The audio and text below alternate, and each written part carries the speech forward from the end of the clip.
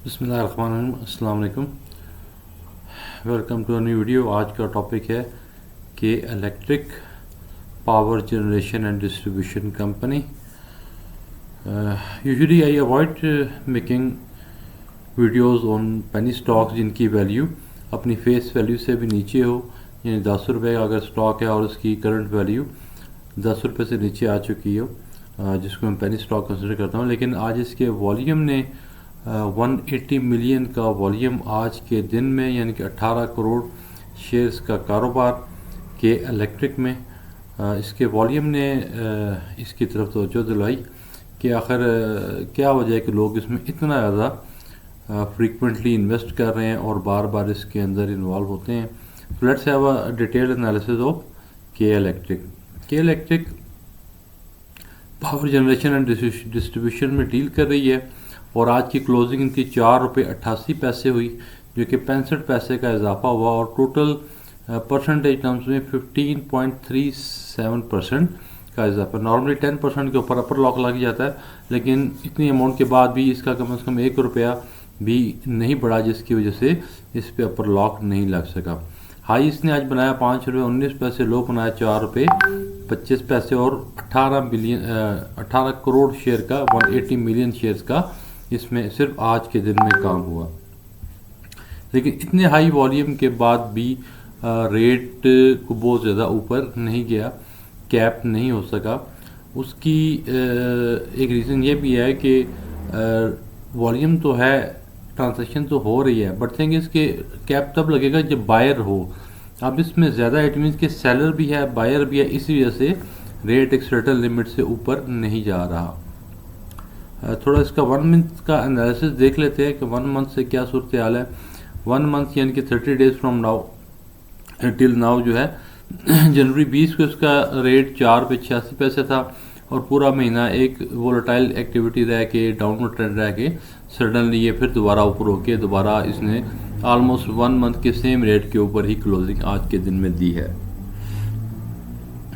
इसको थोड़ा सा और डेप्थ में जाके 6 मंथ के उस वॉल्यूम पे देखते हैं, पीरियड में देखते हैं कि 6 महीने के अंदर इसने कैसी एक्टिविटी दिखाई। जब सारी मार्केट में रैली आई तो उससे पहले भी ये स्टॉक 4.50 रुपये से देखे शुरू हो रही जर्नी और नीचे आते आते इसने अपना बॉटम 4 रुपये से भी नीचे बनाया और फिर जब मार्केट में अपसाइड शुरू हुई अक्टूबर के बाद, इसमें जब सारी मार्केट में ऑलमोस्ट सितंबर से रैली स्टार्ट हुई, तो फिर भी ये अपने 4 रुपये की रेंज के अंदर ही रहा। 4 रुपीज़ 4.55 को, और हाई इसने बनाया 6.40 रुपये,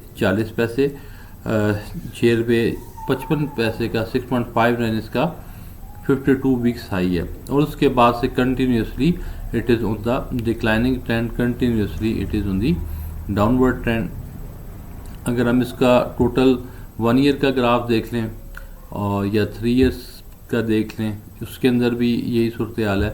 तो ये स्टॉक मैनी स्टॉक्स हैं, इसीलिए इनके ऊपर हम ज़्यादा फोकस नहीं करते और डोंट रिकमेंड कि ऐसे स्टॉक्स के अंदर इन्वेस्ट करें कि इतने हाई वॉल्यूम होने के बाद भी ये कैप नहीं हो सका। हालांकि लास्ट वीक में एक शेयर कैप हुआ, आई गेस सीमेंट सेक्टर का स्टॉक था, आई गेस लकी सीमेंट था, कि जो एक दिन में सिर्फ 5 लाख समथिंग शेयर्स का बिजनेस हुआ और वो कैप हो गया।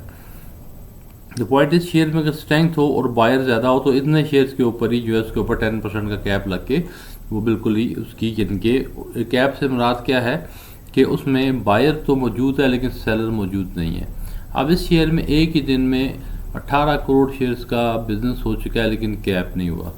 तो सिंपली आई विल से कि ऐसे स्टॉक को अवॉइड करें। लेकिन लोगों ने जिन्होंने इसको ऊपर 10 रुपीज़ से या उससे भी पीछे गई, यानी 5 ईयर्स की रेंज तक, तो ये इसने अपनी टोटल 2 रुपये से शुरू हुआ था। बेशक उसमें जिन्होंने होल्ड किया होगा 100% के अपसाइड है, but this is not the general business. आप फाइनेंशियल्स के ऊपर आएँ तो जब फाइनेंशियल्स में हम प्रॉफिट की तरफ आते हैं, ईपीएस की तरफ देखते हैं, तो ईपीएस हमें इसकी थ्रू आउट माइनस में नज़र आ रही है। लास्ट ईयर जो 2023 की क्लोजिंग थी उसमें भी 1 रुपये 12 रुपये का लॉस है। क्वार्टरली भी लास्ट देखें तो उसके अंदर भी इनके यानी जब प्रॉफिट ही नहीं है, अर्निंग्स पर शेयर ही नहीं है, तो what about talk about the price earning ratio, तो प्राइस बनती नहीं है।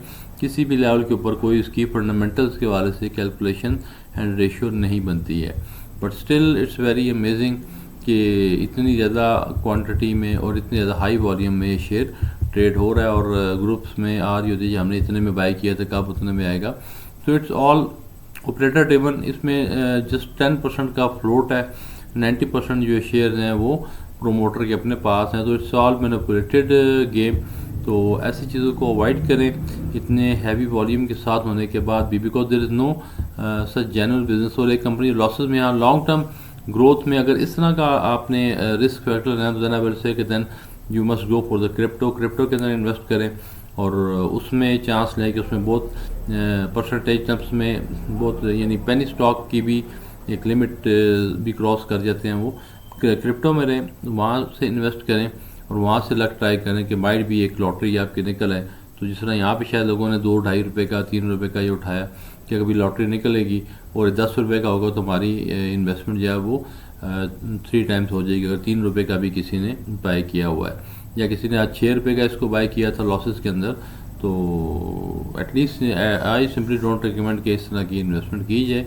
अपनी हार्ड अर्न मनी है उसको ब्लू चिप में रखें, अच्छे स्टॉक्स में रखें जिनके पे आउट्स अच्छे हों, जिनकी PE रेशो 5 से लेके 7 तक हो, या अच्छी कंपनी है, अच्छा स्क्रिप्ट है तो 10 तक भी जा सकते हैं। लेकिन इस तरह के पेनी स्टॉक्स को अवॉइड करें। But it's not a exact financial advice, it's just recommendation. और यानी एकेडमिक पर्पसेस से और लर्निंग पर्पसेस पे इट मेक्स नो सेंस कि आप एक कंपनी जो लॉस के अंदर हो, यानी कोई भी कारोबार हो जो लॉस के अंदर, उसके हम इन्वेस्ट करना नहीं चाहेंगे। तो इसमें इतनी इन्वेस्टमेंट क्यों हो रही है, this is out of question कि जब एक कंपनी एक बिजनेस लॉस में है तो what's the point of making investment in such A company.